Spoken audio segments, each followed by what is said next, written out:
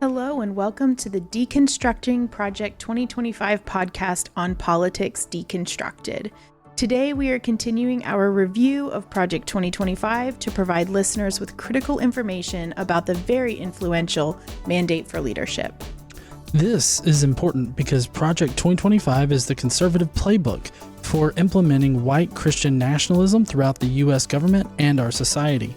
It is a threat to our freedoms, it is a threat to our democratic ideals, and it is a threat to our way of life. I am John, also known online as the Godless Engineer, here with my wife and co-host, Casey. In this episode, we will be continuing our review of Project 2025's Foreword.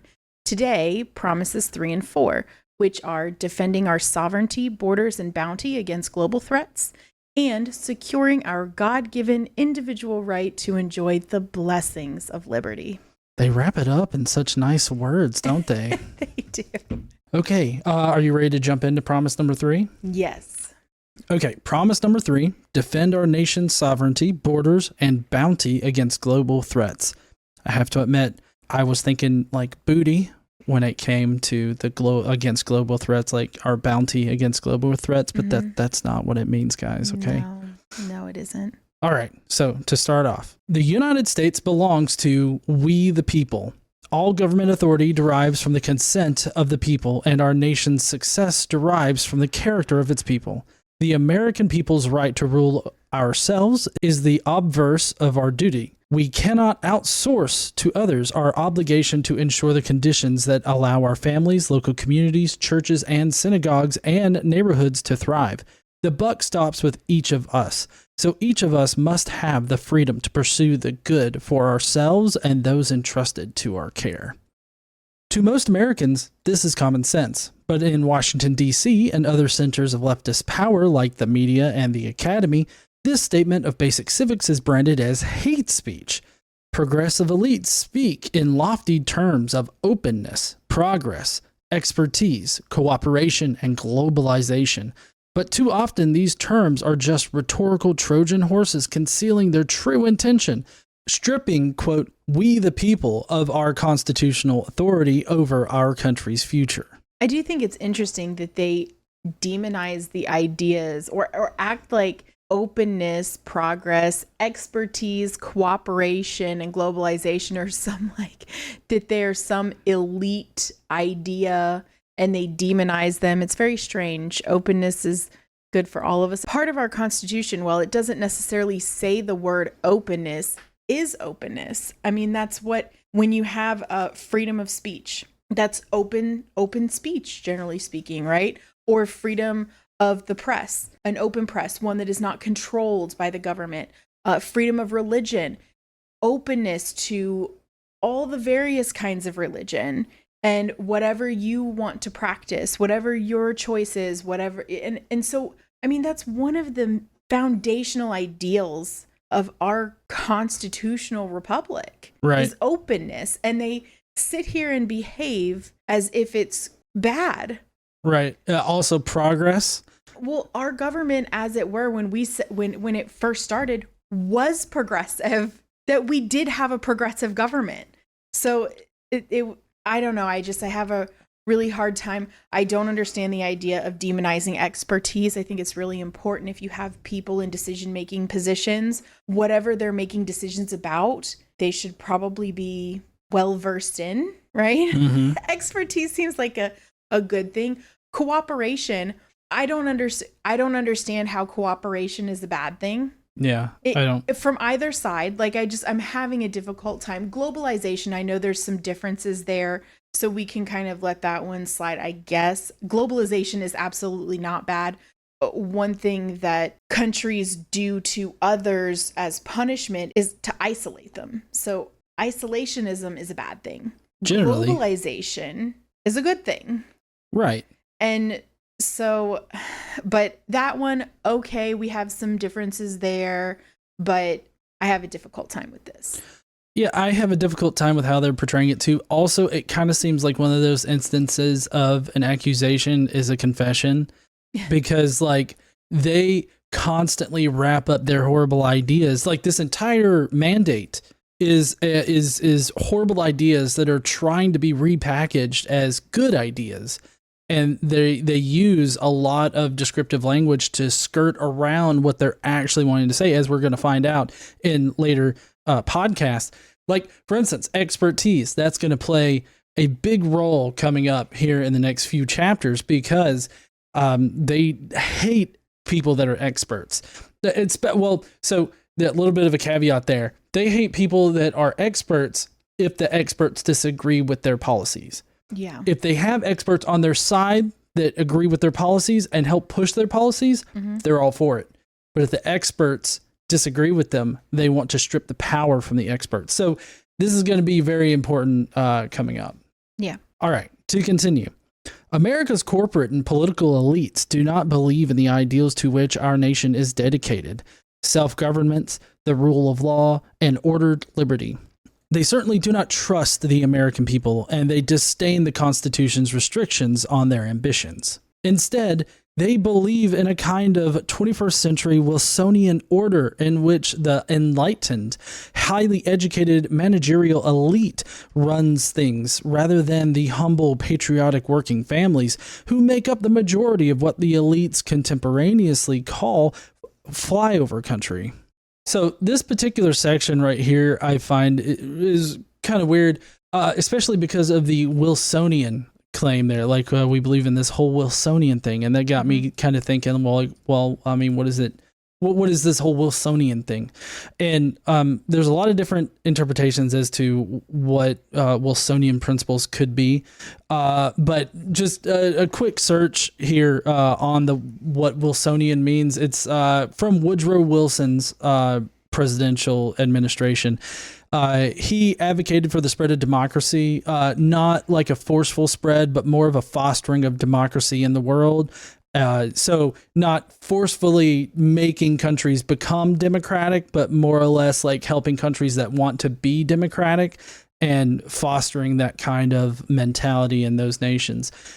There was also one of the principles is conferences and bodies devoted to resolving conflict, especially the League of Nations and the United Nations. So it's considered a Wilsonian principle to be part of a United Nations and to have like cooperation with other countries like allies and everything like that. There's also an emphasis on the self-determination of peoples, advocacy of the spread of capitalism, not communism, capitalism, support for collective security, and at least a partial opposition to American isolationism, support for open diplomacy and opposition to secret treaties, support for freedom of navigation and freedom of the seas. And then there's also a belief that the foreign policies of democracies are morally superior because the people under democracies are inherently peace-loving. So these are the kinds of things that they're portraying, at least, as being like a negative, or that these are bad things. And you can see how they're really emphasizing how I guess high and mighty the highly educated managerial elite are. Never mind the fact that this is all written by the highly educated managerial elite, which are enlightened to a certain conservative mindset. Never mind any of that. Just focus on how it's the Democrats that are the bad ones. All right, they continue with, this Wilsonian hubris has spread like a cancer through many of America's largest corporations, its public institutions, and its popular culture. Those who run our so-called American corporations have bent to the will of the woke agenda and care more for their foreign investors and organizations than their American workers and customers. Today, nearly every top-tier U.S. university president or Wall Street hedge fund manager has more in common with a socialist European head of state than with the parents at a high school football game in Waco, Texas. That's ridiculous. Yeah. Many elites' entire identity, it seems, is wrapped up in the sense of superiority over those people. But under our Constitution, they are the mere equals of the workers who shower after work instead of before. I don't understand them trying to put the head of corporations on par with like lower and middle class people, because like all conservatives want to do is deepen that divide. And so it's like they say one thing, but then they do another. Right. They don't want equality. Every every policy that they have is geared towards making the rich richer and keeping the not rich down. Right. And even in some cases, making them poorer. In some cases, making them poorer. They don't say that, right? Those aren't the words that they say, but that's what their policies do. All you can really do is come to the conclusion that that's what they're for. Right. I mean, they talk a great game. Oh, the middle class, but they don't do anything to boost the middle class. They don't do anything to help the middle class. Everything that they do is geared toward helping the ultra rich. Right. And a good practical example of that is how both Agenda 47 and Project 2025 have suggestions for changes to the tax code that benefit the uber rich. Mm-hmm. They help make the rich stay rich by imposing lower taxes on them. And like, for instance, what was it? Was it Amazon that had a negative tax rate? Like Boeing had a negative tax rate. And so like basically the government was actually giving them back money. Yeah. Like, and meanwhile, the middle and lower class people had to end up paying more. And CEOs and things, they tend to pay a lower percentage of their income to taxes because of they get high priced lawyers and accountants and all these other things to work and save them as much money as possible. I'm not saying they're doing something illegal. Mm-hmm. Right? It's just the system is set up to benefit them and not to benefit the middle and lower class. It's not set up to raise people up. The whole idea of trickle-down economics hasn't worked for 40 years. We know it hasn't worked for 40 years. And yet the conservatives still push that rhetoric. And I can't figure out why. I can't figure out why people vote for them. I can't figure it out either. And also it just makes it, to me, my hypothesis, it makes it seem like they're just lying to their audience, to their voting base in order to get them to vote for them so that they can enact these horrible policies and, cause more hardship on their voting base. But then they get the pleasure of pushing off all of the blame on the Democrats, thereby reinvigorating the base to continue to vote against the Democrats in office. And it's this horrible cycle that just keeps going on and on and on to the point where we're at now where, corporate people like CEOs and everything like that make 400 or 500 times what their lowest paid employee makes. Mm-hmm. All right. Are you ready to continue? Yes. This is as it should and must be. Intellectual sophistication, advanced degrees, financial success, and all other markers of elite status have no bearing on a person's knowledge of the one thing most necessary for governance, what it means to live well. I have to hard disagree that intellectual sophistication, advanced degrees, financial success, and other things, that knowledge has no bearing on those things. Like, it says it has no bearing on a person's knowledge of the thing most necessary for governance, what it means to live well. I'm sorry. If you are financially successful, you have a significantly higher chance of quote unquote living well than somebody without financial success, someone without advanced degrees and things like that. So, but I also have to disagree that the one thing most necessary for governance is a person's knowledge of what it means to live well. I don't know how that's their qualifier. Again, I think they're demonizing expertise. They're trying to make it out as if the writers here, most of these writers are highly educated, people that are financially successful. They're intellectually sophisticated. Well, I don't know about all that.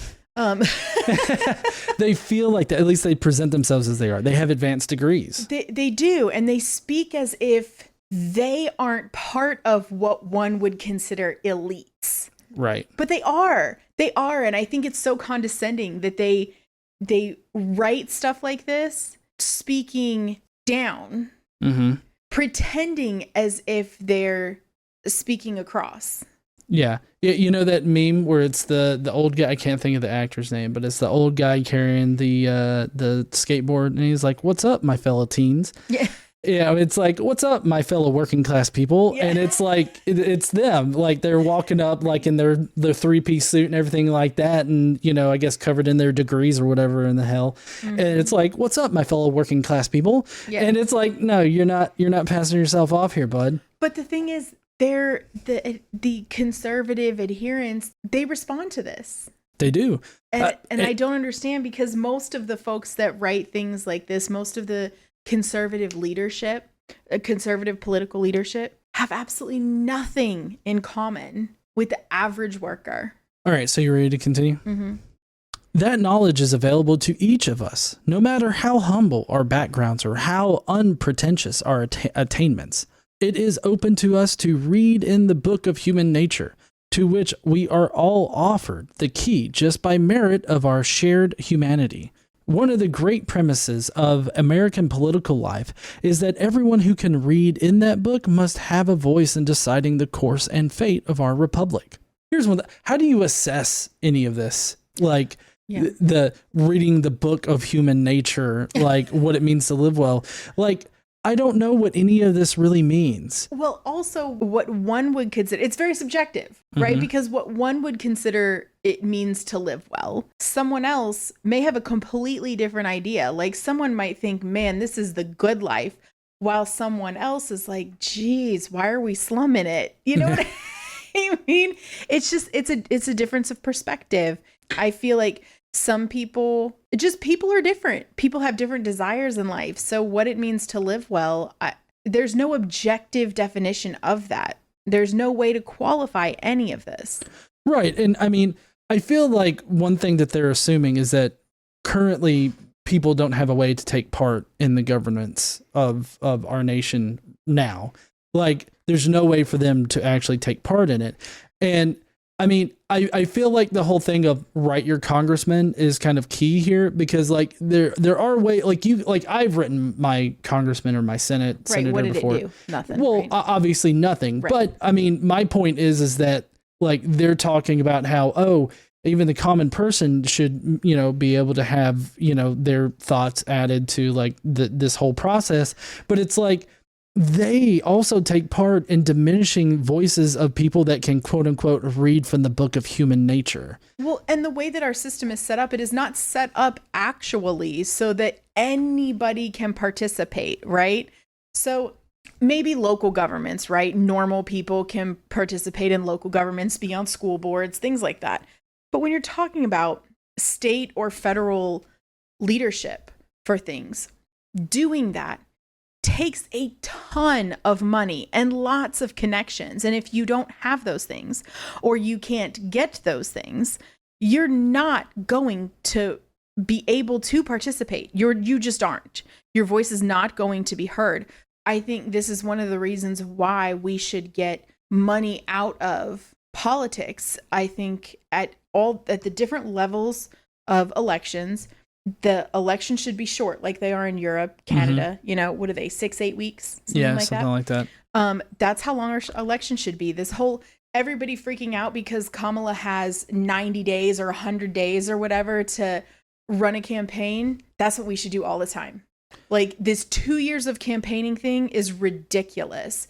But also, we waste, and I'm going to say waste because I truly believe that, billions of dollars on elections, on things that don't matter. Could you imagine how much good we could all do together with that kind of money if we could actually use that money for something useful? Like, the flying all over the country and doing all of these things and spending all this money on TV ads and all the stuff that they do, and all the money, the field offices and everything else, just for years. And they spend so much money and raise so much money. Why? And then if you can't raise, and that's we're getting around to this. So if you can't raise that kind of money, you're never going to get a seat at the table. So my personal opinion, as part of our tax money, X amount of dollars to pay more for a federal election, a little bit less for a state election, whatever. I don't know the exact amount of money that would be appropriate, but the exact same amount of money should be provided to every single candidate that is in the race. And that's the money that they have. They aren't allowed to use any other money. They aren't allowed to spend other money, not their own, not anyone else's. No money from companies, no money from lobbyists, no money from organizations, no money from people, no additional money, period. That way everyone has the same chance. Yeah, I believe that's how they do it over in the UK, right? It is, and it makes a whole lot more sense because then maybe some of our representatives and senators will actually be representative of the kind of people that live in this country mostly, because most of us aren't like them. Right. And they have long since forgotten that their job is to represent us, not themselves, not their interests, the people that they are there to represent. And they do not do that. And this is across the board. Yeah. It's truly terrible. I mean, here in North Alabama, we're regularly ignored. Like the voting block in Alabama is pretty much, all red. I mean, where we live, it's more purple, but still, like the representatives and the senators that get voted in, they don't listen to us. No, we have no representation. I mean, we've got Katie Britt and Tommy Tuberville in the Senate. Yes. Neither of those people, we could write our senators 3 times a day, every single day, and they would never do anything that we wanted them to do. They could get a million letters asking them to vote for a policy that's more democratic, and they still wouldn't do it because they don't believe in it.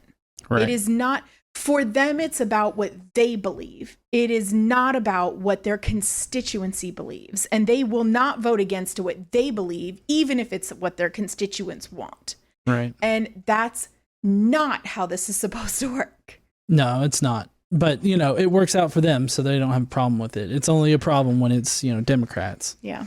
All right. To continue with promise number 3. Progressive policymakers and pundits in America either fail to understand this premise or intentionally reject it. Oh, you mean like they do? They enthusiastically support supranational organizations like the United Nations and European Union, which are run and staffed most entirely by people who share their values and are mostly insulated from the influence of national elections. That's why they are eager for America to sign international treaties on everything from pharmaceutical patents to climate change to the rights of the child. And why those treaties invariably endorse policies that could never pass through the U.S. Congress, like the progressive Woodrow Wilson a century ago. The woke left today seeks a world bound by global treaties they write, in which they exercise dictatorial powers over all nations without being subject to democratic accountability. This is ridiculous. None of this is even descriptive of reality. No, it's really not. And this is the whole, they were talking about Woodrow Wilson, the Wilsonian thing. They want to be isolationists. They want to isolate the United States from the rest of the world. They don't want to be part of any kind of international treaties. They definitely don't want to be part of any kind of United Nations or NATO or anything like that. They don't want to have any kind of cooperation with outside entities. That just does not work well. No, it just doesn't. It doesn't work well for the countries who do that kind of stuff. It just doesn't. Right. I mean, self-imposed isolationism, like they're wanting, is going to drive up prices. It'll drive up conservatives now are like, oh, I just want grocery prices to go down. Well, you know what? If you allow the conservatives to impose this self-isolationism on us, then you're going to drive up grocery prices. You're going to drive up our energy prices. You're going to drive up almost every single facet of American life as far as how much it costs to live. The cost of living will definitely go up if you allow them to do this. And if we're going to be part of the world in general, we have to have cooperation with other nations. We can't just isolate ourselves from the rest of the world and be like, F y'all, we're not going to do what y'all, want or anything. Well, and it's not just about our prices or anything like that happens here. It also makes the world less safe and in turn us less safe. It's a threat to our national security to do something like this. And so I understand that there are a lot of conservatives who have issues with how much of U.S. resources are used for within global treaties and organizations, while they feel like others don't pull their weight necessarily. And I do feel like there is some room for negotiation there, but the answer is not to pull out and isolate. Right. That is not the correct answer. I agree. Pulling out is not the answer. All right. So to continue, That's why today's progressive left so cavalierly support open borders. Despite the lawless humanitarian crisis their policy created along America's southern border, they seek to purge the very concept of the nation state from the American ethos. No matter how much crime increases or resources drop for schools and hospitals or wages decrease for the working class, open borders activism is a classic example of what the German theologian Dietrich Bonhoeffer called cheap grace, publicly promoting one's own virtue without risking any personal inconvenience. Indeed, the only direct impact of open borders on pro-open borders elites is that the constant flow of illegal immigration suppresses the wages of their housekeepers, landscapers, and busboys. But we don't have open borders. We don't have open borders, and the left is not interested in open borders in the way that they're speaking of. Right. But I mean, you have to understand that their mindset is very dichotomous because it's either completely closed or completely open. Oh, yeah. Yeah. And so, I mean, I guess it's frustrating trying to have conversations about this kind of stuff because you kind of need to define your terms, right? And the writers do not define what they mean by open borders, but the way that they speak about it, you can infer that they mean no regulation, floodgates open, let everybody come in. Right. And that's not what we do now. And that's not what the left has ever advocated for. Right. And to talk, speak on this a little bit, like the whole open borders and the consequences of it, because they act like, oh, we currently have open borders, so crime increases, resources drop for schools and hospitals' wages and all that kind of thing decrease. Well, I'm fairly certain that we're currently in a crime reduction, like violent crime is down, like as an average across. Yes. Everything. But also I love how they're sort of feigning this concern for resources for schools and wages and all that other kind of stuff. They don't actually care about that. Like if they cared about resources for schools, if they cared about children, like getting educated and everything like that, like they wouldn't be passing legislation in order to reduce the ability of children to get free lunches. Like children that are in need. Well, not just free lunches, but just education in general. They wouldn't approve school books that have absolutely non-historical things in them, like that Moses was a founding father of the United States. That's a real thing in Texas. If you don't know about it, feel free to go look that up. It's not about that. I also think it's interesting how they feign to care about the wages of their housekeepers, landscapers, and busboys when they're consistently suppressing wages. They refuse to increase the minimum wage, which would help all of these people. Right. Like, don't pretend to care about the wages of the working class when you routinely vote against raising minimum wage and allowing people to be paid a livable wage. Like, that's all that's being asked of right now. Yeah. If you care about someone's well-being and healthcare and all those other kind of things, you would stop cutting taxes for the super wealthy and they would pay their fair share and we could all have these things. Yeah, not to mention the fact that immigration and immigrants in general, both undocumented and those that are documented, they contribute a heavy amount to the GDP. Significantly contribute to our society. And we would be in a world of hurt without them. Right. If you're worried about like price increases and everything like that and like things getting more expensive and the government like driving up debt and the deficit going up, then you would get rid of all immigration, all immigrants, documented or undocumented, because that is going to severely restrict how much the United States like makes in general in order to pay its bills, in order to make things better. It would significantly impact our ability to have food on our tables. Like it is significant. It is really difficult to quantify how important that workforce is in our country. Now, not that their only value is the work that they do, but deporting all of them would be a grave mistake. Right.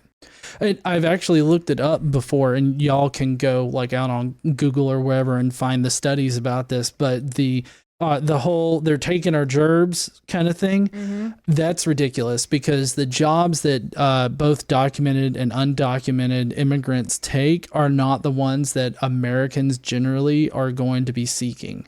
Right. And so, like, they're not taking jobs from Americans, as we're delineating it for the purposes of this context. They're not taking those jobs. They're taking the jobs that, quote unquote, Americans don't want. So, like, if you get rid of them, then who is going to fill that workforce gap? It's definitely not the Americans that don't want to work in those jobs. Anyways, to continue with this mandate, cheap grace aptly describes the left's love affair with environmental extremism. Those who suffer most from the policies environmentalism would have us enact are the aged, poor, and vulnerable. It is not a political cause, but a pseudo-religion meant to baptize liberals' ruthless pursuit of absolute power in the holy water of environmental virtue. What the hell does that even mean? Well, I think that what they're trying to do is they're trying to put environmentalism on a religious level, because that's stupid. Yeah, because it's scientific.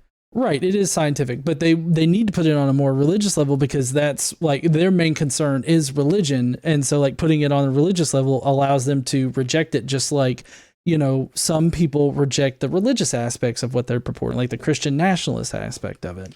I mean, I guess, but it's weird that they would put it on the level of religion and then say it doesn't matter. Since religion seems to be so important to some of them. Right. Yeah, it definitely is. And it kind of puts it on this whole one religion fighting another kind of thing, which is the thing that has happened all across history and everything. But like the policies of environmentalism only look to try to preserve our world so that we have a world to live in beyond today. And it's like not just that, but we have a world where nature is not trying to kill us all the time. Yeah. Because the weather is insane, right? Because of global climate change and the impacts on our weather from that. Right. I mean, that kills people. It does. A lot of people. We're going to lose, will lose property value, right? Because you're going to lose I mean, you're still going to have coastal areas, but you're going to have less of it, even though for some reason Trump thinks when you have when the water level rises, the ocean level rises, he thinks, and you have, you know, it goes up, he thinks that means you have more coast, but it means you have less, because that's how that works.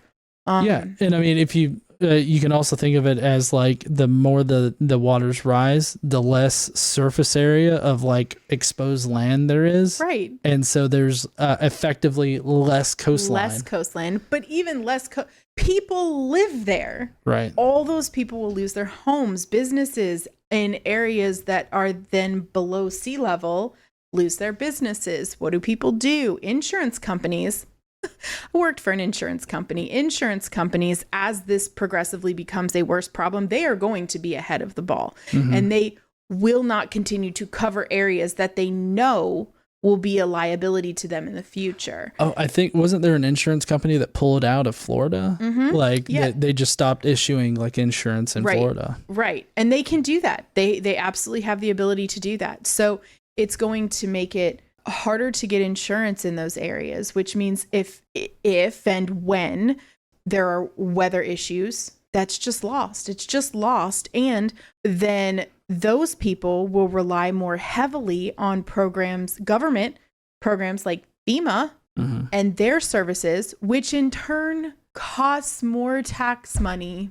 So it makes fiscal sense to care about these things. Right. Meanwhile, also keep in mind that they're proposing changes like to the tax code and all that that's going to reduce the amount of money that the federal government can take in. But they're also proposing to spend more money, or at least the same amount of money that we currently are for like these kinds of things. So they want to cut a lot of stuff for programs like FEMA and things. They want to cut a lot of those things too. And so I mean you're setting yourself up for very bad situations for a lot of people, the vast majority of people. But you know who's going to be fine? The elites, the super rich, which include these people Right. who act like they're not that. But they are. You think if the waters raise up and Mar-a-Lago goes under, you think Trump's not going to have a place to live? Oh, Trump's going to have a place to live. He might lose Mar-a-Lago, and then he'll be like, oh, just like everybody else, I lost my home. How many more do you have? Right. I mean, he could just go live in New York or anywhere else that he has a place. Most people do not have that option. Right. So they're going to be fine. Trump's going to be fine, but the people that voted for him are not going to be fine. They're going to be out of a house and home. They're not going to be able to, they're not going to have money to go anywhere. Go? Right. Exactly. Yeah. You're going to create a significantly, a very bad problem in the United States. Many problems by not caring about these things now, by not doing things to help hold this off as much as we possibly can. Right. Or build up our infrastructure to, prevent as much loss. Like, there are things we could do, but they just think, like, Trump thinks that it's the ocean raises 1/8 of an inch a year. Mm-hmm. And so it's not a big deal. I mean, he just brushes it off as if it's not a problem. It's ridiculous. Well, you know what's even more ridiculous? They continue on saying, at its very heart, environmental extremism is decidedly anti-human. I mean, everything that we've just discussed so far and enacting environmental policies and regulations seeks to prevent people from being displaced. Mm-hmm. How is that anti-human? You know what I think is anti-human? What they're doing. Yeah, what they're doing. Leaving people to their own devices without any kind of social safety net that would help them recover after a disaster like that. That's anti-human. Or trying to prevent the disasters in the first place. Mm-hmm. In as much as we can. I mean, there's some things you can't stop a hurricane, right? Although if you ask Trump, you can just nuke it. Yeah. So you can't stop some of these things. You can't stop a tornado. There are things you cannot stop, but there are things we can do to help our environment. Hopefully, if we were, which we're not going to be. I was going to say, if we're aggressive in it, maybe turn back the clock a little, but we're not going to be. So slow it down a little, maybe. Mm-hmm. We'll see. Yeah. All right. Now they're going to pivot a little bit, and they're comparing this environmental extremism to economic globalization. Okay. They say the same goals are at the heart of elite support for economic globalization. For 30 years, America's political, economic, and cultural leaders embraced and enriched communist China and its genocidal Communist Party while hollowing out Americans' industrial base. What may have started out with good intentions has now been made clear. Unfettered trade with China has been a catastrophe. It has made a handful of American corporations enormously profitable while twisting their business incentives away from the American people's needs. For a generation, politicians of both parties promised that engagement with Beijing would grow our economy while injecting American values into China. The opposite has happened. American factories have closed. Jobs have been outsourced. Our manufacturing economy has been financialized. And all along, the corporations profiting failed to export our values of human rights and freedoms. Rather, they imported China's anti-American values into their C-suites. I mean, I think there has been an impact both ways. Yeah. Right? I think that has happened both ways. I do think it's interesting because they talk about how American factories have closed, jobs have been outsourced, corporations are profiting and failing to do things that they think are good, right? Mm-hmm.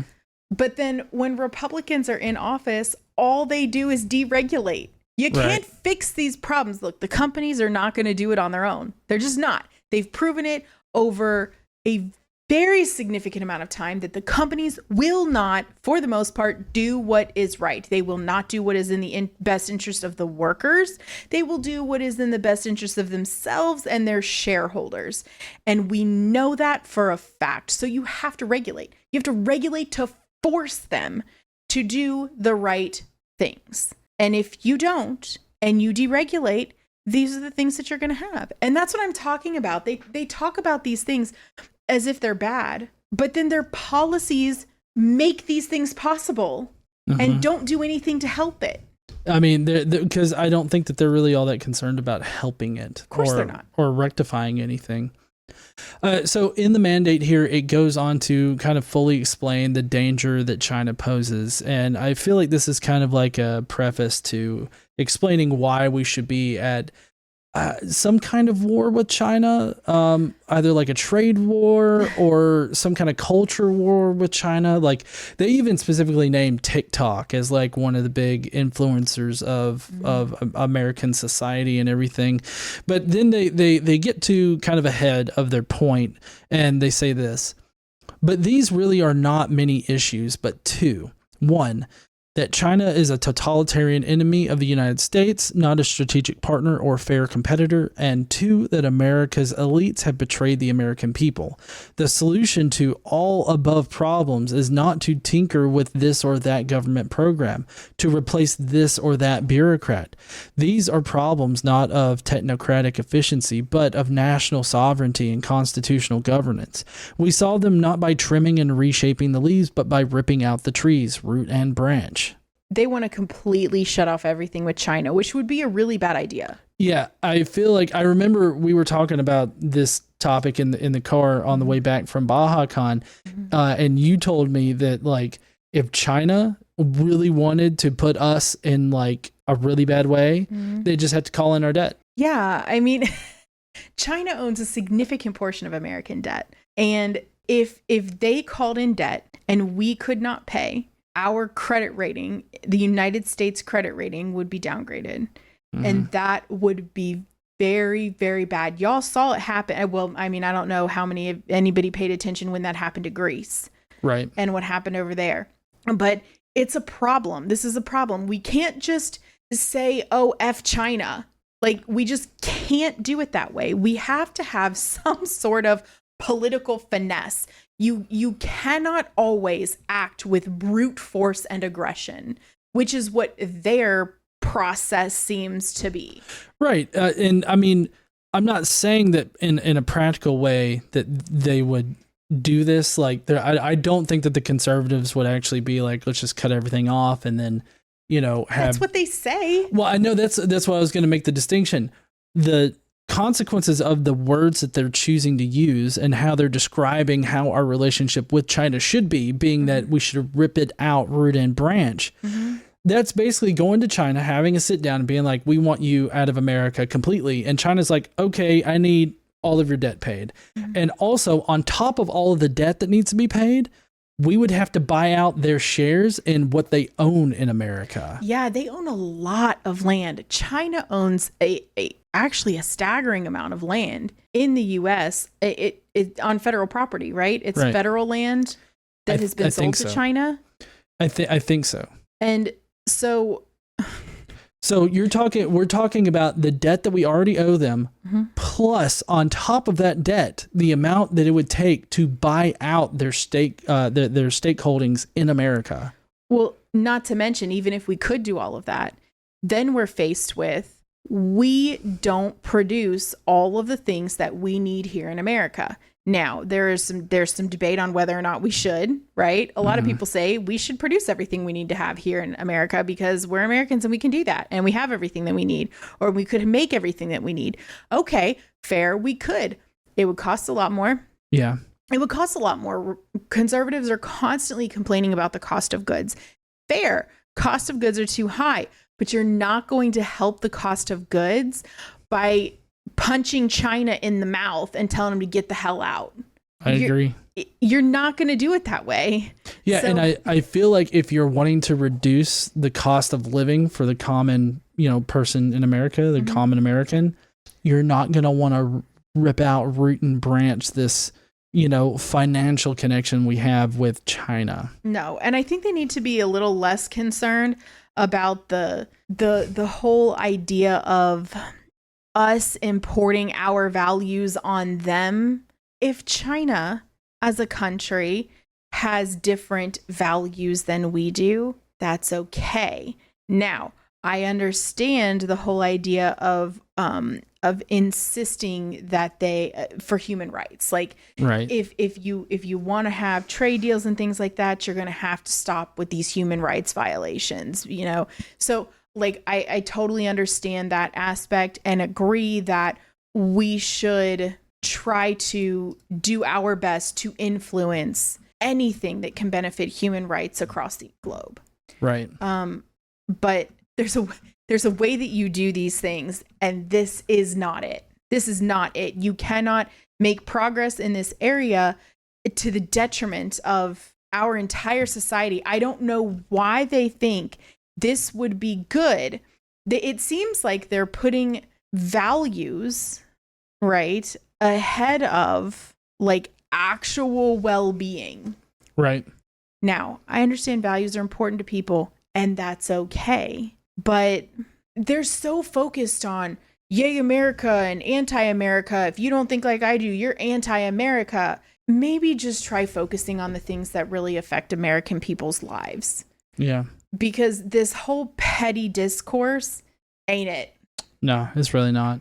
Now, they continue to go into more about how we should be isolationists rather than part of the world. They say international organizations and agreements that erode our constitution, rule of law, and popular sovereignty should not be reformed.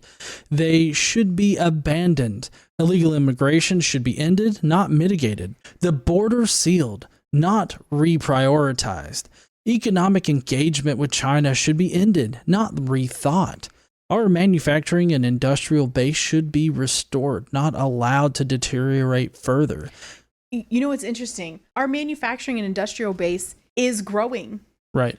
Biden did the CHIPS Act, and there are other things that have been done over the past, 20 or so years with automobile makers to kind of bring some of that stuff back here. And so, I mean, we're working in that direction. We have been moving in that direction. This takes time. But the idea, I mean, and this is what we're talking about here. Economic engagement with China should be ended, not rethought. You can't do that. You just cannot do that. So, I mean, you can do that, but you would have to pony up all of their debt and buy them out completely from America. It would destroy our entire economy. It would. It would destroy us. It would impoverish our nation, and it would impoverish the people. We would not have food that we need. We would not have regular, typical goods, household goods that we need. We would be in dire straits. I'm just kind of curious what they think that they would do with the debt that we owe China. I don't know. Like, I'm genuinely curious. They're not going to tell us, at least in this section, what they would do. But, I mean, they have to acknowledge that we owe China a significant amount of money, right? So if they want to cut off economic engagement with them, then how are they going to resolve that? Like, I'm wondering if they're just going to like throw it away. Like they're just going to rip it up and be like, we don't owe you anything. Like, you can't do that. I mean, unless you literally want to go to like physical invasion-y kind of war with China, which I don't think that they want to do that. I would hope that they wouldn't want to do that. I have no idea what they say things in here that conservative people tend to get behind. Yeah, we're going to end stuff with China. But they don't tell people what the impacts of doing that are. Right. And the impacts of doing that are far worse at this point than continuing to engage with China. Right. So if you want to end up in a place where you are no longer economically engaged with China, there is a process for that, a long-term process. It will take time, and there are a lot of things that have to be done between now and then. And you have to go through that. You can't just one day flip the switch. Right. It does not work that way. And I don't understand why conservative voters, this is not hard to see. You don't have to be well versed and in the know on all the things that are happening with China and the US to understand some basics, to follow a logic train where it leads. And when you get to the end of the track, if you do what they are, if we do what they're suggesting, we're going to have a bad time. Yeah, we are. And you know who's going to be fine? China. Well, and the elites here. The elites will be fine. I mean, they'll leave. Yeah, exactly. All right. They continue with very specific calls for how to separate ourselves from China. They say that Confucius Institutes, TikTok, and any other arm of Chinese propaganda and espionage should be outlawed, not merely monitored.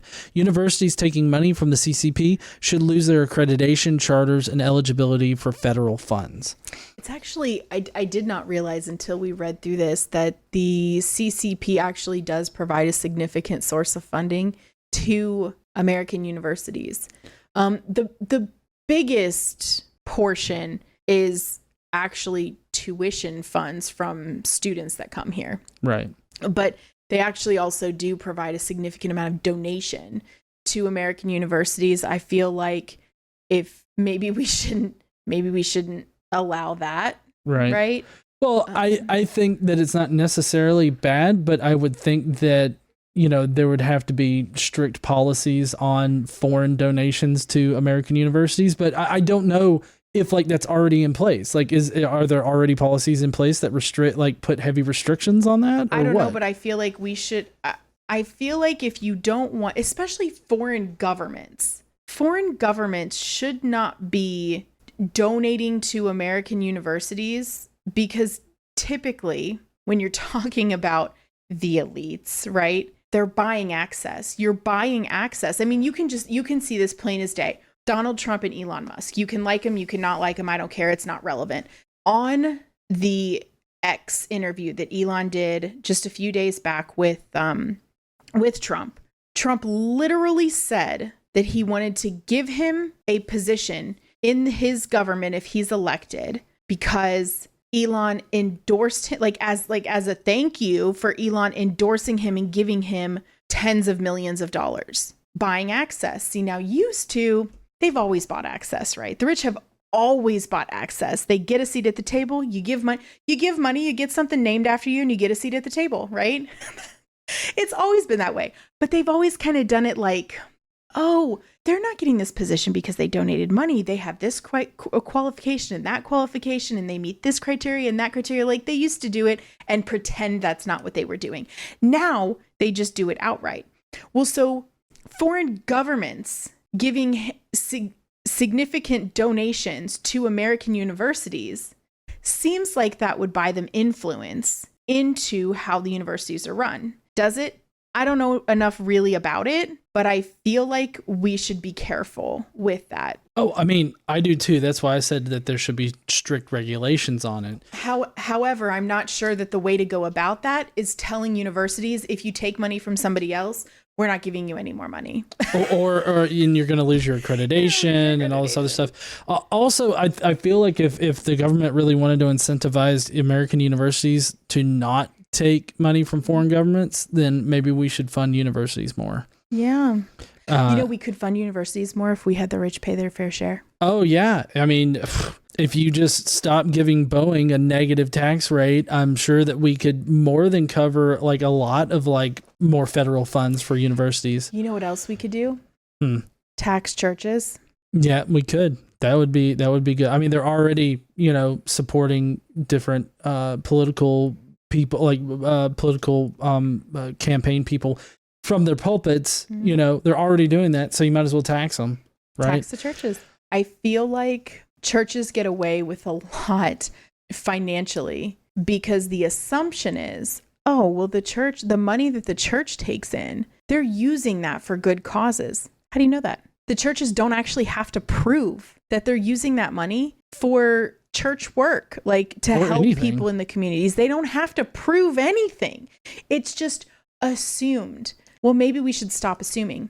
Maybe there should be, okay, well, you can write off this percentage of your tax burden by providing receipts for these good things you're doing, right? But not all. You don't get out of it completely. Mm-hmm. And I think that that's fair. I don't know why they should, they and nonprofits, I don't know why everybody should get away with. I mean, nonprofits are a little more generally more regulated. They have to provide more information.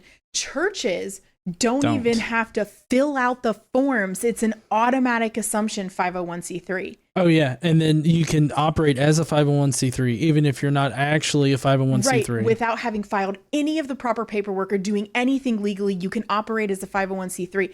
They do this with religious daycares. Mm-hmm. And religious daycares, you may not believe this, but religious daycares are actually not regulated in the same way that regular daycares are. So they don't have to meet the same safety standards. They don't have to meet any of the same standards as regular daycares, and they're not inspected in the same way, just because they're associated with a church or a religion. And, also there's a lot of political organizations that are considered to be, church organizations too, like Family Research Council, the Heritage Project, Heritage Foundation. Those are all church associated, and so therefore are automatically 501c3, and they don't have to disclose how they spend their money. And people donate lots of things to these folks, like the Heritage Foundation. Somebody donated back in the 90s, I'm thinking, an 8-story building to Heritage Foundation. For which they built like a sort of like a university or something like that out of it. It's a propaganda teaching facility. Yeah. All right. So the last part of Promise 3 is just going into like basically energy dominance. Like they want America to be energy dominant in the world. And they claim that we are no longer energy dominant and that, energy is plummeted or whatever under the Biden administration. When in reality, if you look it up, if you, go to actual statistics over, how much energy we're actually producing a whole lot more energy than we did under Trump at the end of his administration. We're producing more oil than we ever have in history, ever. More gas than ever before, ever in history, by a lot. We are producing less coal than we used to, but that's fine. We're still producing more coal than we were when Trump was president. We're producing about the same as far as nuclear. Renewable has increased though. And so like we're producing a lot of energy right now. Right. To behave as if we aren't. And, it's interesting every time you hear Trump talk, when they ask him about how are you going to reduce prices, his first answer is drill, baby, drill. Oh, we're drilling and producing more oil now than we were when you were president, and prices are still higher. So clearly drilling is not the answer. Tell me what the real answer is. And they won't. So no, and I don't really understand, because like one of the claims from the conservatives is that like Biden used our reserves in order to drive down energy prices, which he did. And there's an effort to, refill those reserves going on now. But the thing is like, if we're going to become energy independent, from we're not getting our energy from other nations or anything like that. Like, I guess that means that they're going to drill and produce so much crude oil or energy in general that, we're going to refill our reserves and then also completely fund like all of America's energy needs. Like, I'm not really sure what the intention is, to be honest, because they speak in buzzwords and sound bites. Yeah. They don't actually get in depth to any of their policies and how they're going to work. So that's very frustrating, because I wish they would do more of that.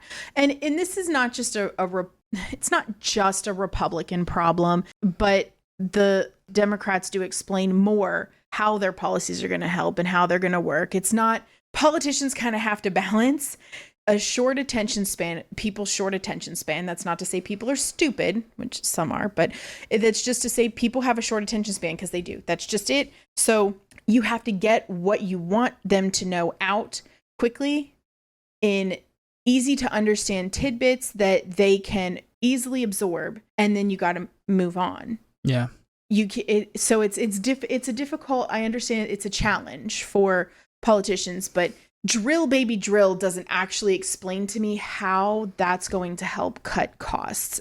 They complain about costs all the time. Kamala just today or I guess by the time this comes out recently, we'll just say recently, announced price gouging regulation that she wants to pass. The right immediately trounced on that, saying that Venezuela has price gouging regulation and they have no food on their shelves, and how you can't use socialism. You can't have price gouging regulation.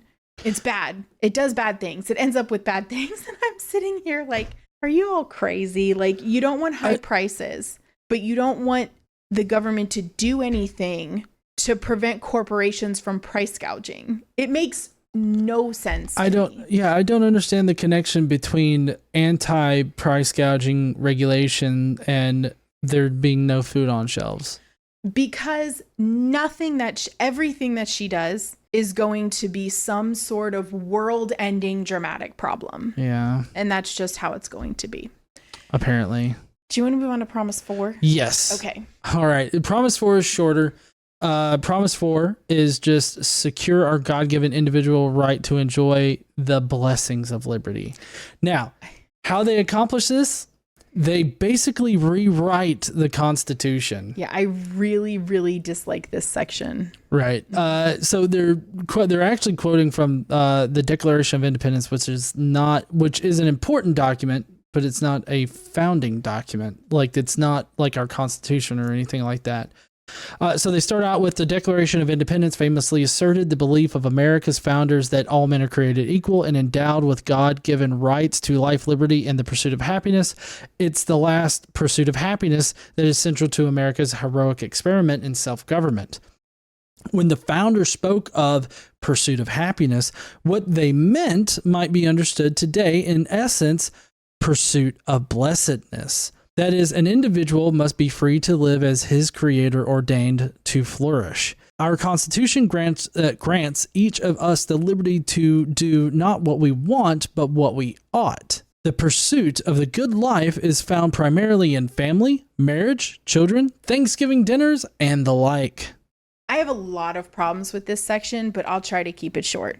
Okay? Mm-hmm.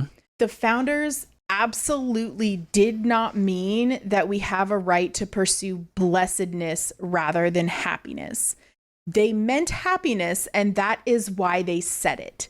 They spent a lot of time formulating these documents and what is in them and making sure that they meant what they said. They wrote what they wanted. There are reasons why certain things are in and certain things are out because they intended it to be that way. If they wanted to say blessedness, they would have. While the writers of Project 2025 might feel that they are creator ordained, their personal religious beliefs don't apply to us all, and the Constitution says so. Okay? The idea that the Constitution grants us the liberty to do what we ought is absolutely absurd. The word ought does not even appear in the Constitution. The Constitution in no way defines what one ought to do. Right. And especially in order to be happy, because that's where they're tying the ought to, is like right. This pursuit of happiness. It's what you ought to do in order to be happy. And so they're trying to dictate what ought to make people happy. And that's marriage, children, eating a turkey for Thanksgiving.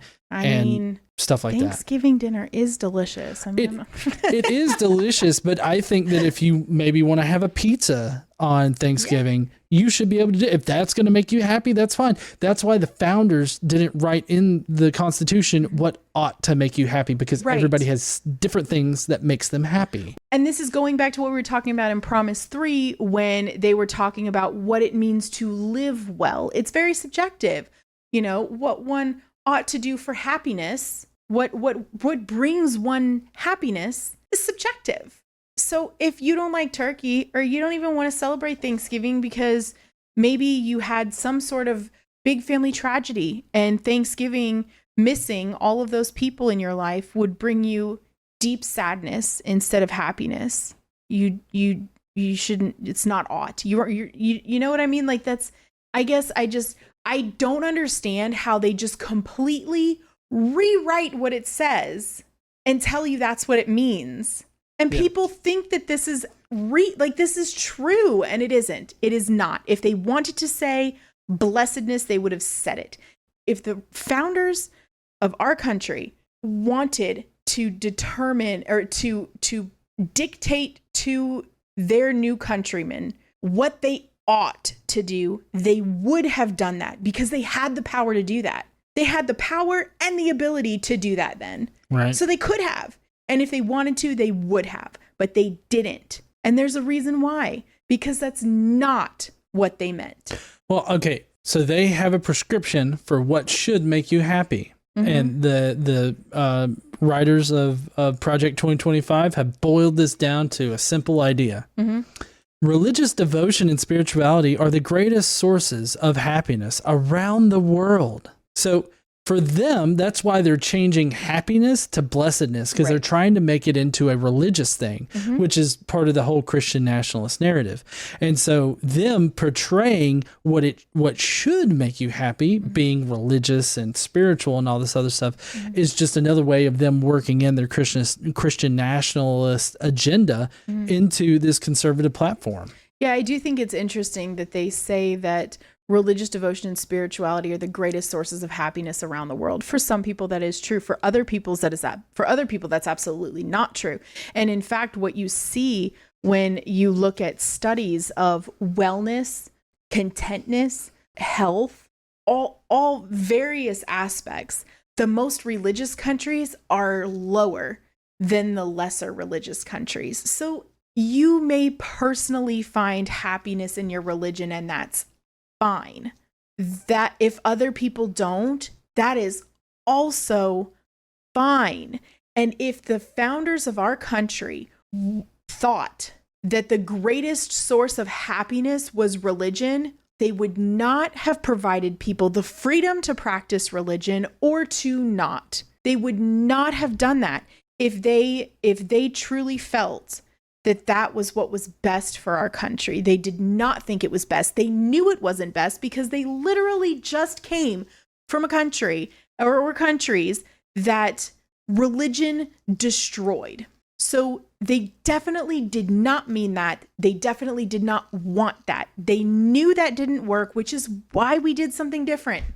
Yeah, and also considering that a lot of the founders were more deistic or apathetic to like religion, it doesn't make a lot of sense for them to mean this. I mean, most of the founders were Christians. I think there were only maybe 2 or 3 deists. The vast majority of the founders were Christians. Well, right, but like, for instance, George Washington, he was a Christian, but he was rather apathetic to like religion in general, but he was still Christian. So I guess what I meant was just that, it's not that they weren't Christian, but they were more apathetic to the religious ideals or things of that nature.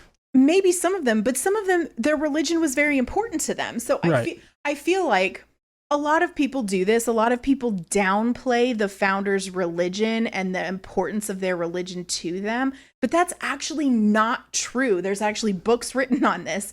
The founders were religious, not all of them, but most of them were quite religious and cared very much about their religion. But they also saw how dictating someone's religion to them did not work. And so they chose not to do that, specifically on purpose, to protect everyone's freedom to practice how they wanted to believe, how they wanted to, or not practice but to believe what they wanted to believe, to practice how they wanted to practice, or to not. And to me, the fact that they were religious and still chose a secular government makes the argument even stronger, not weaker.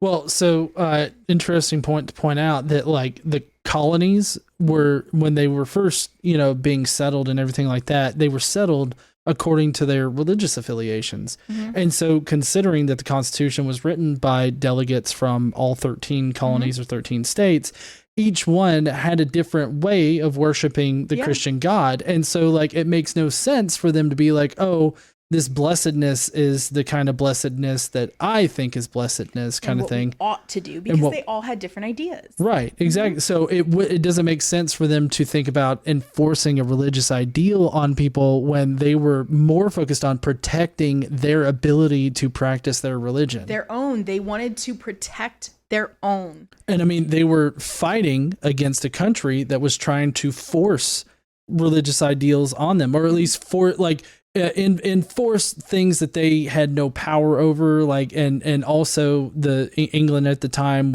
had one religion, Christian. Can't remember what kind of Christianity it was. Anglican. They were trying to force those things. The entire reason why the states were settled, like the colonies were settled, was to get away from England's like Anglican church. Yeah, the Church of England. Right. why would they then like write anything like build a constitution that would then force one particular version of Christianity on anybody? Well, yeah, the clashes in Europe between Catholicism and Protestantism were horrible. I mean, they literally killed each other over it. Yeah. And it's crazy to me because these are literally really super minor things. Like the difference between Catholicism and Protestantism, or in any of the versions of Protestantism, most of the stuff is fairly minor. Now you're going to get the more I don't want to say extreme, fundamental. You're going to get the more fundamental religions that have that are quite different. But you still have the same foundation for your religion. And so that they would kill each other over this is insanity. And so that's what they were fleeing. That's why they came here. And to get away from that, because they wanted to practice their religion how they wanted to practice their religion. And over here, they could do that.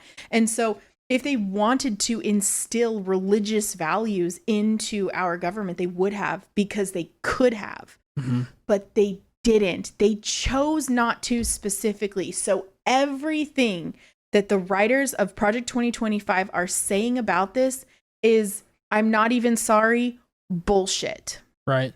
It gets even crazier over this next section here, because they say things that are just patently not true of especially conservatives today. Okay. So this next part is particularly mind-blowing. They say, the American Republic was founded on principles prioritizing and maximizing individuals' rights to live their best life or to enjoy what the framers called the blessings of liberty.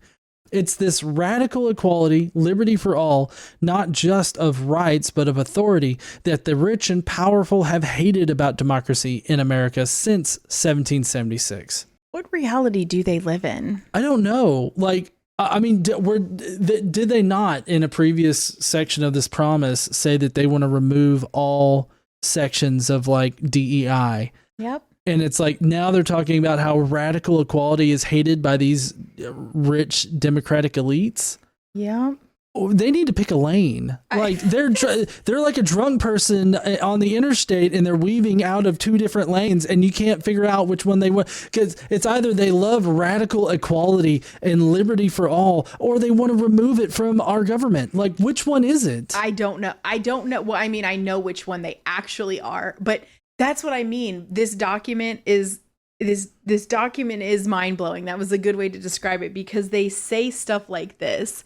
It's radical equality, liberty for all that they support, but they don't actually support that in everything that they do, and other things, other recommendations that they make demonstrate that they don't. And I think it's crazy. They're like, the rich and powerful have hated about democracy in America since 1776. If the rich and powerful wanted to create whatever kind of government they could create, they had the ability to do it. And that's the thing. They didn't have to have a democracy. They did not have to set it up that way, but they did. So if the powerful elites hated it then, why did they do it? Yeah. And it's crazy to me. Also, the idea that we had radical equality and liberty for all way back in 1776 is crazy. Yeah. Because like only white men had any kind of power. Only white men had rights. Mm-hmm. So. Oh, they get into that. Okay. Here, just about a paragraph or so down. Okay, I'll let you continue. Right. They continue with this rather mind-blowing concept. Left to our own devices, the American people rejected European monarchy and colonialism just as we rejected slavery, second-class citizenship for women, mercantilism, socialism, Wilsonian globalism, fascism, communism, and today, wokeism. Wait a second. I'm sorry, the conservatives are the ones that wanted to retain slavery. The conservatives are the ones that wanted to retain second-class citizenship for women. And the conservatives now are the ones pushing for a sort of faux monarchy to be imposed on the American people. And fascist policies. Yeah, fascist. This is absolutely insane. I don't know what's wrong with them. And the idea that we as an American people rejected slavery. No, we didn't. We embraced slavery. We embraced it and we used it to our advantage. And then And then when some of the Americans were like, maybe we shouldn't own other people. Right. Minimally half of our American people literally left the country in protest. Right. So that they could continue to own people. So I'm sorry. That's ridiculous. Second-class citizenship for women. We had to fight men for that. Fight. We had to fight men to get that. You weren't going to give that to us. You were not going to give that to us. Just like we have to fight for all kinds of things that we have today. Just like in the civil rights movement, they had to fight. Mm-hmm. They had to fight to get rights that other people just were automatically given. They had to fight to be able to vote and to not be killed for registering to vote. Right. And we're having to continue that fight now because the conservatives are looking to push more voter suppression policies that are dressed up as securing our election. Well, and when some of the American people wanted to desegregate our schools, some of American people fought it. The same type of American people who were right now writing this saying that they rejected it. No, you didn't. No, you didn't. You fought against people who were alive today. Probably some of those politicians sitting there in Washington, sitting here at Heritage Foundation and the research councils and all the other conservative think tanks. There are people that work for those places who fought against people of color, Black people, having rights to vote, rights to sit at the same counter, rights to sit at the same tables, rights to go to the same church, rights to use the same restroom. They're the same people who fought against that. Well, right. And remember, from the very beginning of our deconstruction here, they said that, the Conservative Party was in turmoil back 40 some odd years ago, right?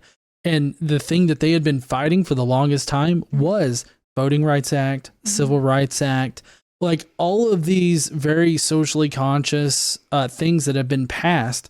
That's what they've been fighting against. I mean, they're just right out there saying, they're not specifically saying, we hate the Civil Rights Act or the Voting Equality Act or anything like that. Like, they're not directly saying it, but they're vaguely speaking about it because that has been what the conservatives have been fighting against. But they'll say that, and then they'll say the Democrats were the racist ones, and they use very specific language. They use Democrat and Republican and not conservative and liberal, because they understand, while they act completely ignorant of, the idea that conservative was Democrat, liberal was Republican.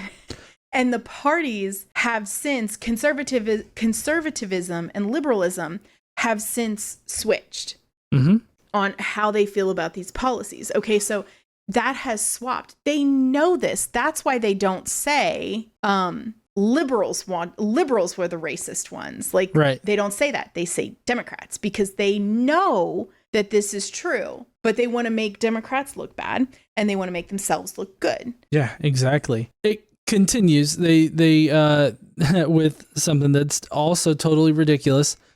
They say the United States remains the most innovative and upwardly mobile society in the world. Government should stop trying to substitute its own preferences for those of the people, and the next conservative president should champion the dynamic genius of free enterprise against the grim miseries of elite-directed socialism.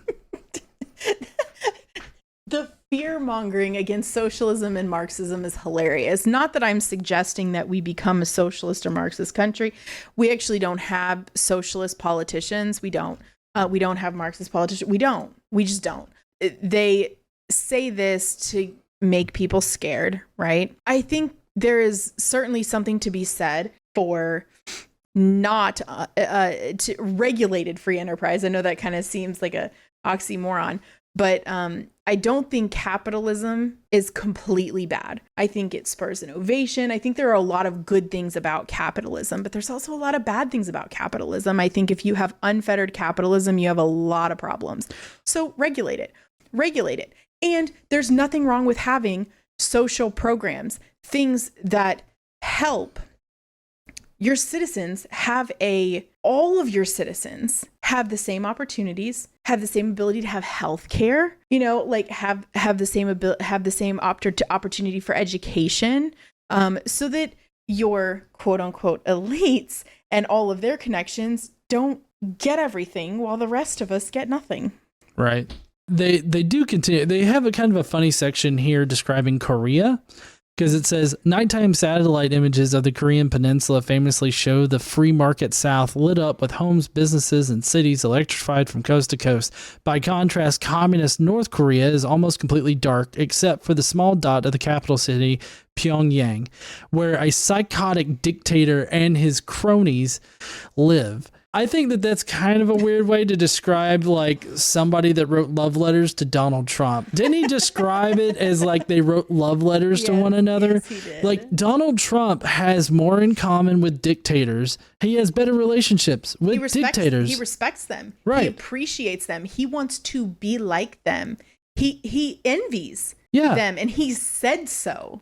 Why would you write this for the next conservative president, which they think is going to be Donald Trump, and then call his love letter pen pal psychotic and portray his society as like a bad society? I mean, it is really horrible. But no, it is objectively. But I'm just saying. But part of why it's horrible, and this is super interesting. Are we listening? Isolationism. In fact, part of the reason. Isolationism, fascism, economic disparity, like they want to enforce on the American public, but not actually admitting to wanting to enforce that on them. The elites having everything, and the poor folks not having things. So a lot of the policies and things that they want and push for are exactly why North Korea is why it's the way it is. Right.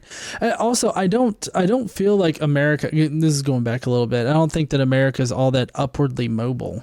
When you're looking at the United States compared to how other countries I hate to say it this way, on the same level, other advanced nations operate, we are more upwardly mobile than they are, generally speaking, because in those other countries you do, especially where there's monarchies, and when you talk about like Russia, they've got the oligarchs. In the United States, we do have some of that as well. I mean, we don't have a monarchy, right? But you have the wealthy families. You don't have royalty and your levels of, Duke and Duchess and all that. Like, you don't have all of that necessarily, but you certainly have your elite families, your wealthy families, where those people definitely have more access, more opportunity, more ability to rule, have positions of power than others. So you do kind of have that. However, in the United States, you also have the ability of, and I'm just look at the Democratic ticket that we have right now. If you want to see how the idea of upwardly mobile works here, that doesn't necessarily work the same way that in other places. You have Kamala Harris, who was born of immigrants, one from Jamaica, one from India. She was raised by a single mom, and they were not wealthy. She went to college, she worked her way up and up and up and up, and now she's running for president of the United States. Our vice presidential nominee, Tim Walz, he's lived on a farm in a town of a few hundred, worked on a farm when he was a kid. He was a school teacher. He was a football coach. He was a normal Joe Blow in a little town in Midwest America, right? He ran for Congress, ran for governor, won. Now could be the next vice president of the United States, which, I mean, to have a ticket of two people like that come from humble beginnings. They are not from the elites. You know what I mean? Right. And it's not that that's not possible anywhere else in the world, but it's not as prevalent as it is here in this country, and how often that happens. Now you do see some of the other stuff, like the Bushes, right? Or people that are from political families that, then their kids run. In Kentucky, you have the Bashirs, they have multiple generations of Governor Bashirs, right? Right. And so you do see some of those things happening, but you also have the ability to be upwardly mobile. Right. Okay. I didn't consider that. So now so that kind of goes into this next section where they claim that by contrast, in countries with a high degree of economic freedom, elites are not in charge because everyone is in charge. People work, build, invest, save, and create according to their own interests and in service to the common good of their fellow citizens. I'm sorry. I feel like their entire position is not this. Like, they do not support a society where everyone's in charge. Does that not sound kind of socialisty or communisty? Yes. People work, build, invest, and save in service to the common good of their fellow citizens. That's not what you're like. And that's what I mean. They say stuff like this. It sounds great. Hey, that sounds great. Right? Yeah, I mean, it sounds great, but that's not what they're advocating for. No. And like this entire mandate is exactly opposite of that. But like they're talking about it as if, oh, this is what we want for America. But also, this is not what happens when you have a high degree of economic freedom. Okay. This is not what happens when there's economic freedom. When there's economic freedom, you get a very, very, very high class and a lot of other poor people. Right. The economic divide grows and grows. Right. The economic divide grows and grows when you have like true economic freedom. Unregulated economic freedom, when you don't have regulation, there is nothing to make these the people who run these companies, the people in charge, allow the workers to be in charge. Workers generally don't have stock options. They don't get a seat at the table. They don't get to make decisions. They don't get a vote in what the company does. Now, are there some companies that operate that way? Yes, and that's great. But most companies do not work that way. This is not what we see. High economic freedom does not result in what they describe at all. Right. They continue with a suggestion for the next president. Okay. They say the next president should promote pro-growth economic policies that spur new jobs and investment, higher wages, and productivity. Yes, that agenda should include overdue tax and regulatory reform, but it should go further and include antitrust enforcement against corporate monopolies. It should promote educational opportunities outside the woke-dominated system of public schools and universities, including trade schools, apprenticeship programs, and student loan alternatives that fund students' dreams instead of Marxist academics. Just as important as expanding opportunities for workers and small businesses, the next president should crack down on the crony capitalist corruption that enables America's largest corporations to profit through political influence rather than competitive enterprise and customer satisfaction. So I actually agree with almost all of this, but this isn't what their policies do. So this is why I am so turned on my end when I'm reading this. I do not agree with the woke dominated system of public schools. I think that's absolutely absurd. However, we do need pro-growth economic policies that spur new jobs and investment. We do need higher wages. You can get higher wages by increasing the minimum wage, which conservatives refuse to do. Yeah, I don't know how they hope to affect these things. Trickle down. They believe in trickle down. I don't know why. There's no evidence that trickle down works. They think if companies are profitable, the profits will make their way to the employees, and they don't. Right. Because the employees constantly get the shaft, while the CEOs, they get bonuses for being CEO. Yep. Okay, so antitrust enforcement, great. Overdue tax and regulatory reform, totally agree. We need to break up corporate monopolies. Yes. Promote educational opportunities other than the traditional ways. I agree with that too. Go ahead. Well, so all of this is to say, like, I feel like they're not purporting economic freedom like what they were trying to describe earlier, because they're piling a lot of restrictions onto things. Because you have to. Right. You can't have pure economic freedom. You just can't do that. It doesn't work. Well, also the whole overdue tax reforms and everything like that, they don't mean what we mean. Yeah, they don't mean like what we think. What they mean is slashing corporate taxes and increasing taxes on the middle and working middle and lower class. We'll go with the idea that they don't want to increase taxes on the middle and lower class. Let's give them that for a moment, okay? Okay. Even if their overdue tax reform includes slashing taxes on on companies and high income earning Americans, they're still wrong. Yeah. Like, let's just give them, they don't want to increase the taxes of the middle class. Fine, whatever. Okay, sure. But slashing their taxes is not going to help, especially if, as we're reading through this, you'll see all the things they want to do. Those things cost a whole lot of money, and we'll have no money to do it. So I don't know how they expect to do it. Yeah, I don't know. But one thing they do say that I really, really like, and they also don't mean what I mean, but they say promote educational opportunities outside the system of public schools. Now, I don't necessarily think outside the system of public schools, but trade schools, apprenticeship programs, and student loan alternatives. I agree with all of those things. I think that would be fantastic. Not everybody needs to go to college. And I know that sounds weird coming from, a person with a master's degree sitting across from a person with a master's degree, but that's just because of the jobs that we chose. But not every job requires a 4-year college education. Right. And I think that's important because when I don't know exactly how your school or your family talked about education, but where I'm from, when I was growing up, everybody had to go to college. If you didn't go to college, you were failing. If you didn't go to you had to go to college. You had no hope for your future if you didn't go to college. Not everybody needs to go to college. If someone's passion is working on cars, they love tinkering on cars, be a mechanic. You can be a mechanic. You can run your own business. You can succeed in other things. Maybe there are people who they're fascinated by how electricity works and they want to be an electrician.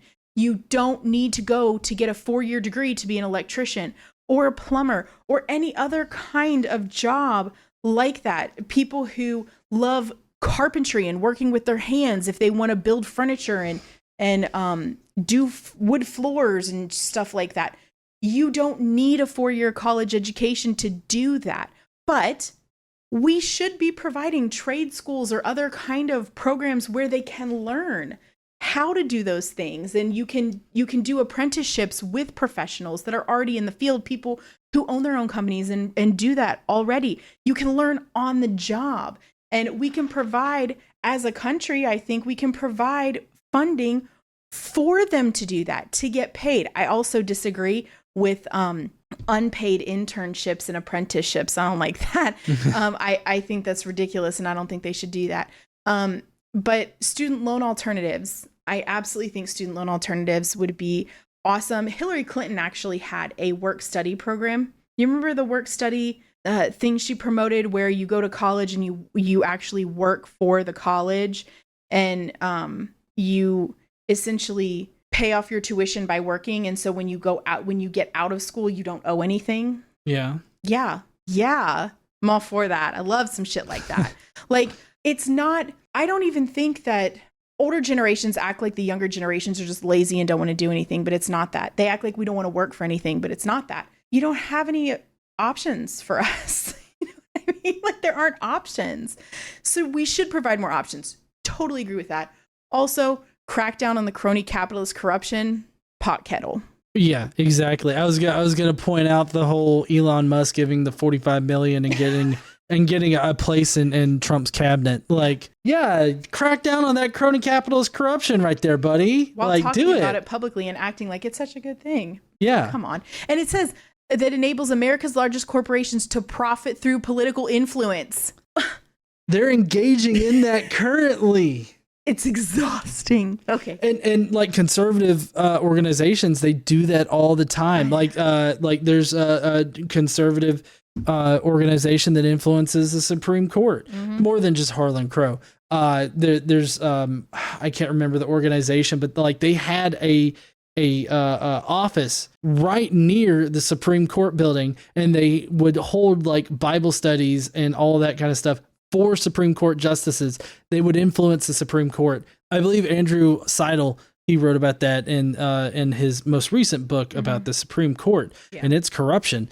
But anyways, to continue with the end of point number 4 and the end of the promise, it says analogous pro-growth reforms for America's voluntary civil society are also in order. America is not an economy, it's a country.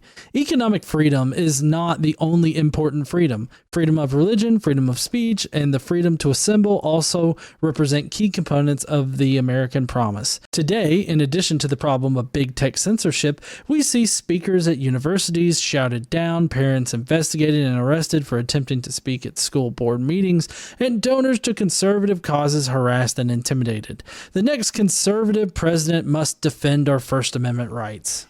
Okay, America is an economy and a country. It's both. The freedom of religion, speech, and assemble are absolutely important. Totally agree. It says we see speakers at universities shouted down. That's also freedom of speech. Yeah, they're talking about limiting freedom of speech while at the same time calling for freedom of speech. Yes. Yeah. And that's the thing that messes me up when I'm reading this, because I'm like, wait a minute, didn't you just say something completely opposite of this? Parents investigated and arrested for attempting to speak at school board meetings. That's not what's happening. They want to characterize it this way, kind of like they characterize, oh, well, this grandma was arrested for praying outside of a clinic. No, that's not the story. That's not what happened. They're lying about these things. Or these people were arrested because they were tourists at the Capitol on January 6th. Right. The way they characterize things is just not comport with reality. Right. There are laws that these people have broken, and that's why. It isn't because they attempted to speak at a school board meeting. That's not how that went. And conservative causes harassed and intimidated. Okay. So president must defend our First Amendment rights. Your First Amendment rights. It drives me crazy how often they cite their First Amendment rights, but they clearly do not understand what they are. Your First Amendment right is the right to speak. Well, when we're talking about speech, for these speech, press, religion, assemble, without consequences or being punished by your government. You can do these things and it's not punishable by the government. Okay? If you have a really horrible position on something and you are at a college campus and you are screaming about to other people about it, and it's something racist and it gets on TikTok or YouTube or X, right? And then your boss sees it and you get fired. That's not your freedom of speech isn't protected from that. You're not free from consequences of the society around you or the people around you. It's not freedom from consequences for your actions. It's you cannot be prosecuted by the government for those things. Mm-hmm. Also, those things aren't unlimited either. Right. There are limits to like free speech and there stuff. are, and they're actually written into. Right. If you can go beyond the first line, there's there's more to it than the first line. Also, I kind of feel my hypothesis, my opinion here is that when they say freedom of religion, they don't mean like actual freedom of religion. I feel like what they mean is freedom to be Christian. Well, yeah. I mean, because like they always want to have high deference to Christians and Christianity. Yeah. They don't care to allow people, like they'll allow people to be other religions, but they don't show them the kind of deference that they show Christianity. They don't get the same privileges. Right. So they don't actually mean freedom of religion. They mean freedom to be Christian and freedom to have Christianity forced upon you. Yeah. Christianity in America is highly privileged, which is, it's always bizarre to me when they behave as if they are persecuted in this country, because they're not. You're highly privileged in America. I feel like a good example of this is, I don't know if y'all have seen the TikTok or it's like a short or something like that. Anyways, there's a guy laying on the ground and he's got like fake blood running out of his nose, and he's got this boot is coming down, kicking him in the head, and then he hears a siren and everything like that. I mean, that's him literally hitting himself in the head with a boot and everything like that. And it's like, that's what Christians are like. They're not actually being persecuted in America. We're in the context In of the like US, in the United States. They're not being persecuted. They're pretending to be persecuted. And other people might have the same rights that they do. And they legitimately think that they should not. They legitimately think that other people should not have the same rights as they do. Mm-hmm. And that's exhausting. But then, they'll sit here in this document and be like, radical equality. No. That's not what you stand for. Yeah. All right. So we are going to wrap this up. There is a little bit more that's just outside of point 4 and the conservative problems. Yeah, it's the conclusion of it. So we're going to go ahead with that. And it's called Best Effort. And they start with, ultimately, the left does not believe that all men are created equal. They think they are special. They certainly don't think all people have an unalienable right to pursue the good life. They think only themselves have such a right, along with a moral responsibility to make decisions for everyone else. They don't think any citizen, state, business, church, or charity should be allowed any freedom until they first bend the knee. This is the most projection I've ever seen in one place at one time ever in my whole entire life. I mean, like, they're describing themselves. Absolutely. They definitely don't believe that all men are created equal. If they believe that, like, men being like human beings, people are created equal, then they wouldn't be trying so hard to denigrate LGBTQ individuals, especially the trans community, denying their existence completely. And they do think they have a moral responsibility to not to make sure other people don't sin. Right. To force their religious ideas and their religious agendas on other people. This first paragraph blows my mind. The most of the rest of the, well, I mean, in my opinion, the rest of the conclusion, it's just a couple of paragraphs, but it's inconsequential. But this paragraph absolutely blew my mind. Yeah. This is so crazy. Like, I mean, this is the whole every accusation is a confession kind of situation. This one's bad. Yeah, this is a bad one. Yeah. All right. So to continue with this section, they say this book, this agenda, the entire Project 2025 is a plan to unite the conservative movement and the American people against elite rule and woke culture warriors. Which, keep in mind, the woke culture warriors are fighting for everybody to have equitable rights in the eyes of the law, having, equal treatment just in general in society. Yeah, like, not just in word, but in practice. Right. Mm-hmm. And so, like, that... they're totally speaking out both sides of their mouths. Continuing, our movement has not been united in recent years, and our country has paid the price. In the past decade, though, the breakdown of the family, the rise of China, the Great Awakening, big tech's abuses, and the erosion of constitutional accountability in Washington have rendered these divisions not just inconvenient, but politically suicidal. Every hour, the left directs federal policy and elite institutions over sovereignty, our Constitution, our families, and our freedom are a step closer to disappearing. I'm sorry, they're literally rewriting the words of not only the Constitution, but other founding documents. Yeah. What are they talking about? I don't know. They are the ones that are a threat. Fear-mongering. They're fear-mongering. Right. That's all. That's all this last section is fear-mongering. Yeah. Continuing, conservatives have just 2 years and one shot to get this right. With enemies at home and abroad, there is no margin for error. Time is running short. If we fail, the fight for the very idea of America may be lost. That was FOMO. Like fear of missing out, like it's FOMO. But we should take this small window of opportunity we have left to act with courage and confidence, not despair.